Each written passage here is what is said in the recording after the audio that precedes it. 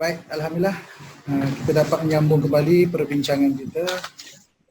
Jadi saya ada soalan yang selanjutnya, Datuk. Ya. Okey, apakah pandangan Datuk? Apakah strategi pengajaran bahasa Melayu yang ideal berdasarkan perkembangan dunia pendidikan semasa lah, khususnya pendidikan abad ke-21?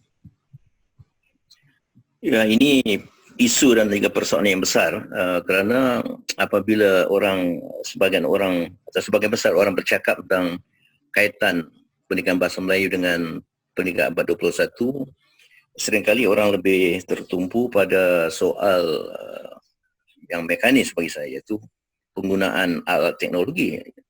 Ya, itu tentu kita memang tentu tidak boleh mengabaikan penguasaan teknologi moden.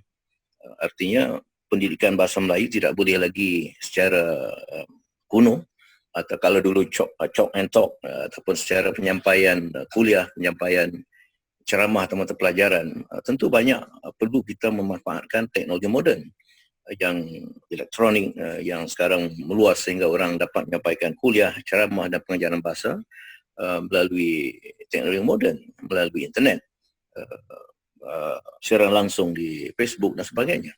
Tapi di samping soal penguasaan teknologi itu, saya kira yang paling penting untuk apa-apa pun, maka itu saya mungkin tidak begitu tertarik ataupun terpukau oleh soal abad bila, ya. Kerana pendidikan bahasa ini dari zaman dahulu, kini dan akan datang itu mesti kembali pada yang terasnya. Terasnya untuk apa matlamat pendidikan bahasa?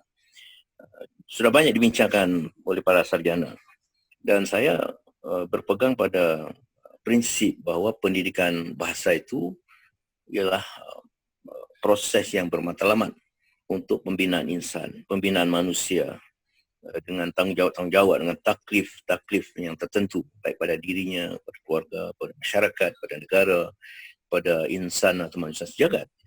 Jadi kalau itulah yang menjadi pancang utama pendidikan bahasa, maka pendidikan bahasa tidak boleh menjadi terlalu mekanis sifatnya.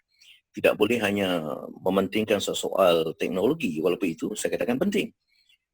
Jangan perhatian kita tertumpu pada soal mekanis sehingga kita lupa pada pancang yang asas yang sebenarnya.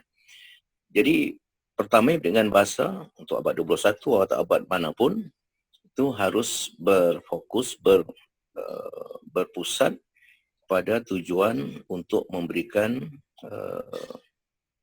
ilmu, untuk saya katakan tadi bahasa sebagai wahana penyampaian ilmu, pembinaan ilmu pada diri manusia itu sendiri, dan untuk manusia mengembangkan ilmu dalam kerjaya, dalam komunikasi berbagai bidang kehidupan. Maka itu tidak boleh kita berdasarkan strategi pendidikan atau pengajaran bahasa yang berpusat pada kemahiran linguistik semata-mata. Dulu barangkali benar, kalau guru bahasa masuk ke kelas, ke bilik darjah, lebih pada pengajaran ilmu bahasanya, tata bahasanya mungkin, ya, sedikit barangkali kandungan ilmu. Tetapi seperti dalam falsafah pendidikan kebangsaan, memberikan bahasa Melayu itu sebagai wahana ilmu. Artinya dalam mata pelajaran lain pada bahasa pun, sains, matematik, perdagangan, ekonomi, bahkan seni, agama, itu soal kemahiran dan penguasaan bahasa hendaklah diberi perhatian. Maka itu strategi ini tidak boleh hanya berpusat pada soal memberikan kemahiran linguistik, kemahiran bahasa, soal tata bahasanya, soal ejaan, soal kosakata, soal sebutan. Itu tidak cukup.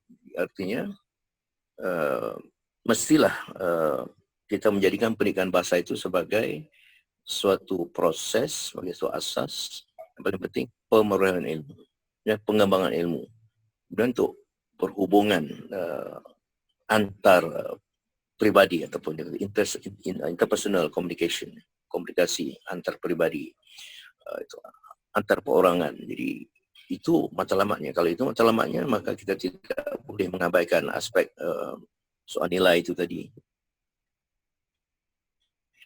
Dalam ini kita dapati barangkali tata bahasanya ada yang baik, sempurna, sebutannya baik, ejaannya baik, tapi nilai budinya mungkin kurang.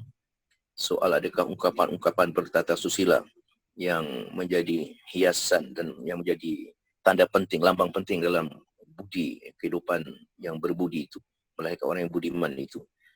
Adakah ungkapan-ungkapan, ucapan, salam, terima kasih, permohonan maaf dan sebagainya itu, adakah menjadi budaya ataupun dipinggirkan? Sehingga termasuk soal yang agak asas segi strata ataupun susunan masyarakat. Benar bahawa kita tidak berminat untuk mengadakan suatu dikotomi antara lapisan masyarakat atas dan bawah, tapi dalam sistem sosio budaya kita itu, kita tak dapat lepas daripada budi bahasa demikian. Jadi soal gelaran, soal sapaan, panggilan dan sebagainya itu sangat penting diberatkan. Jangan sampai kamu digunakan seluasnya oleh pelajar sekolah, pada guru juga kamu, remaja pada orang dewasa, orang tua juga kamu. Sehingga sekarang ini contoh dalam media, ini kerana untuk mematuhi yang dikatakan prinsip dalam kewartawanan ataupun dalam penyiaran, maka gelar-gelar itu dibuang. Jadi kalau Perdana Menteri itu disebut Muhyiddin saja. Menteri Agama itu Mufti, orang patut dihormati Zulkifli saja. Apakah dengan kita dengan tidak menyertakan gelaran tertentu itu, maka kita dapat menghemat waktu kononnya, menghemat ruang dalam media bercetak, menghematkan masa dalam media secara elektronik? Adakah itu soal yang boleh kita abaikan hanya kerana untuk konon mematuhi prinsip yang sebenarnya lebih penting ialah prinsip adab itu, prinsip budinya itu, bukan soal mekanis seperti soal menjaga ruang, menjaga saat dan minitnya. Itu contoh. Jadi oleh sebab itu strategi dalam pendidikan bahasa sekarang ini tidak boleh hanya bertumpu pada strategi dalam yang dikatakan mata pelajaran bahasa Melayu saja. Yang dikatakan berantas tadi, maka walaupun kita tak bermaksud menjadikan guru sains itu guru bahasa, tetapi mestilah guru dalam mata pelajaran apapun dilengkapkan dengan asas penguasaan bahasa sehingga tertolong para pelajar ataupun murid itu bukan hanya dalam mata pelajaran bahasa, tapi dalam juga mata pelajaran lain. Ini memerlukan pelibatan kesedaran, yang paling utama kesedaran Kementerian Pendidikan sendiri, bagaimana nak melaksanakan strategi pendidikan bahasa yang merentas tadi. Walaupun kita mengatakan memang masih perlu ada pengajaran mata pelajaran bahasa Melayu, tetapi bagaimana komponen bahasa ini mesti diterapkan juga sebagai satu strategi pendidikan menyeluruh, yang baru kita boleh bercakap tentang soal falsafah pendidikan kebangsaan. Jadi kita membuang pemetakan antara mata pelajaran bahasa dengan mata pelajaran lain. Itu saya bercakap secara umum. Dan saya tadi lupa mengatakan mengaitkan soal keunggulan bahasa satu bangsa, satu negara itu. Kalau kita sebut bahasa Melayu itu bahasa negara, bahasa bagi bangsa Malaysia yang ras itu berbagai-bagai, Melayu, Cina, India, Kadazan, Dusun, orang sungai, orang asal dan sebagainya. Tapi itu kan soal nation. Dan nation dengan race itu lain. Jadi race ini berbagai-bagai, tapi nation kita cakap ini bahasa Melayu. Itu mestilah betul-betul merentas kurikulum termasuk di pusat pengajian tinggi. Tidak patut diadakan satu dasar atau pergasan bahawa untuk mata pelajaran STEM sebagai contoh itu mesti dalam bahasa Inggeris. Mengapa? Sedangkan dalam tradisi lain, pengalaman saya di negara China 5-6 tahun, mereka bukan saja menguasai satu bahasa asing, bahasa Inggeris.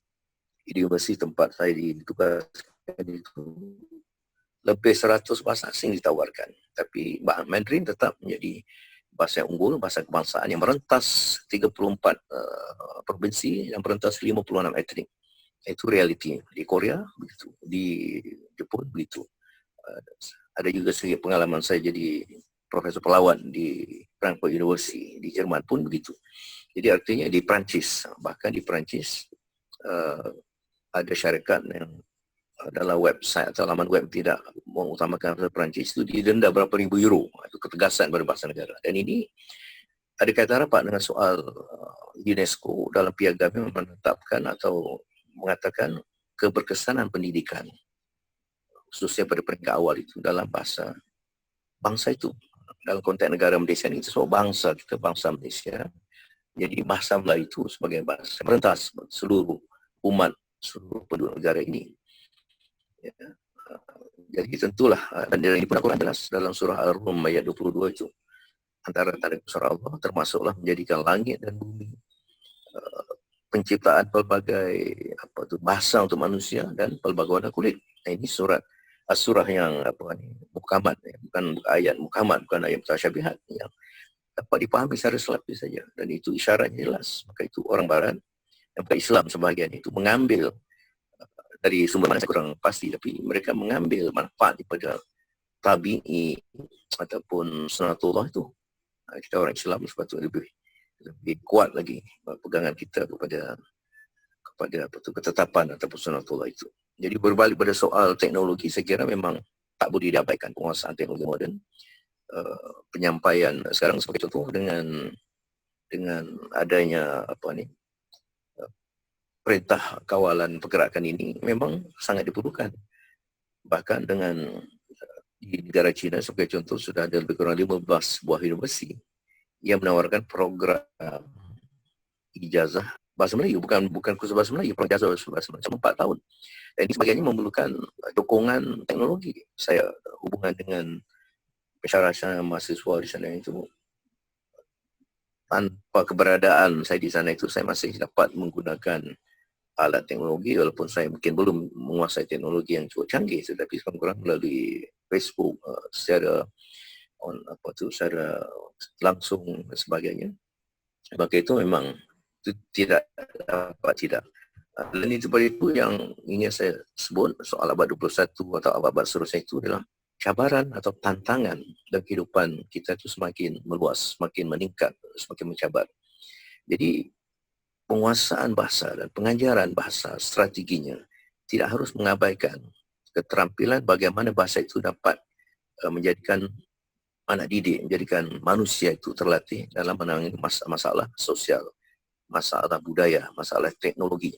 Jadi dalam tulisan dalam ceramah dan keterangan saya dah sebut, pertamanya peranan bahasa untuk sebagai alat mengekalkan asas-asas, hal-hal yang fundamental, hal asas yang teras yang tak boleh berubah. Itu peranan bahasa, sistem sosial tadi, panggilan, sapaan, budaya bahasa, ilmu. Yang kedua, bagaimana pengajaran bahasa itu strateginya dapat dihalakkan kepada penerimaan atau penguasaan unsur-unsur budaya asing yang diperlukan, yang tak perlu ditolak kerana menambah nilai pada peradaban dan keperluan hidup kita, keperluan negara kita. Bagaimana bahasa itu dapat digunakan? Jadi bukan saja soal istilah tentang ilmu baru, bidang-bidang baru, tapi bagaimana konsep nilai terhadap tamadun lain itu mesti dapat disampaikan melalui bahasa. Kerana itu berkaitan dengan soal kekangan psikologi. Kalau tidak dijelaskan melalui bahasa, kita akan mungkin meneruskan slogan Huntington seolah di clash of civilization, iaitu suatu pertentangan tamadun dunia. Wahal kita tidak perlu pertentangan kerana Allah menjadikan kita berbagai-bagai kaum bangsa ini dalam surah Hujurat ayat 13 itu ialah untuk lita'arafu, untuk saling berkenalan, bukan setakat kenal kulit wajahnya apanya, tapi termasuk menalpasi kekuatan dalam peradaban tamadun lain yang dapat dimanfaatkan. Itu pasal lita'arafu yang lebih luas daripada sekadar kenal secara fizikal, kenal secara lahiriah. Itu yang kedua. Yang ketiga, bagaimana strategi pengajaran bahasa kita ini dapat mengekang unsur-unsur peradaban atau tamadun atau budaya lain yang tidak wajar diterima. Ini sesuai dengan asas kebangsaan. Yang pertama itu berdasarkan kebudayaan rantau ini, yang jelas merujuk pada kebudayaan Melayu, sebab kebudayaan sudah ribuan tahun, saya katakan asas kebudayaan rantau ini termasuk Malaysia. Yang kedua itu unsur-unsur budaya lain yang wajar dan sesuai. Jadi wajar sesuai ditapis melalui soal agama Islam, budaya kita. Dan ketiga, Islam sebagai unsur terpenting. Itu tiga teras. Jadi kita menerima unsur-unsur budaya lain daripada Melayu dengan syarat wajar dan sesuai. Ditapis oleh unsur pertama tadi, budaya Melayu, dan juga dari segi Islam, tak bertentangan dengan agama Islam.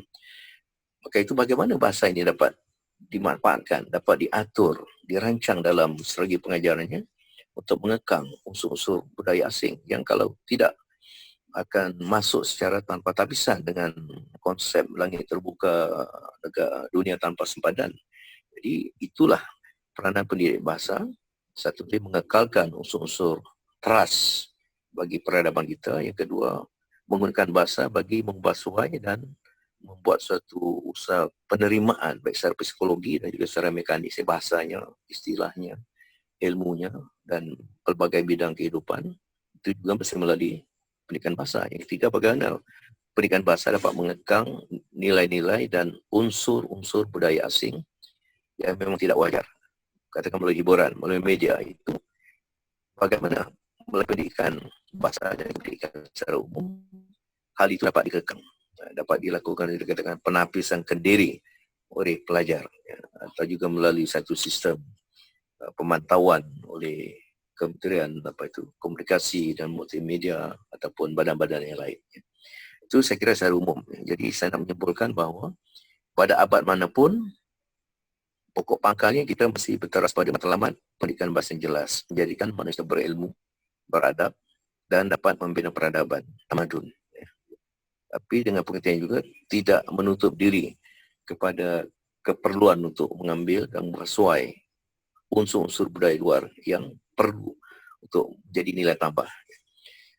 Di samping itu tentulah seperti saya katakan, penguasaan alat-alat baru, alat canggih, teknologi moden itu memang perlu dirancang, tetapi jangan sampai kita menjadikan alat di tempat yang tak mungkin dah digunakan alat. Contoh dahulu dibekalkan alat teknologi canggih tapi di kawasan yang belum ada bekal elektrik, so contoh. Jadi ini soal prasarana. Jadi perlu ada kesempatan juga dalam pentadbiran kerajaan antara Kementerian Pendidikan, Kementerian Sumber Manusia, Kementerian Kementerian berkaitan dengan pembangunan fizikal, ya. Itu saya kira pandangan saya secara umum tentang soal strategi menghadapi abad 21 atau abad-abad yang mendatang sudah itu.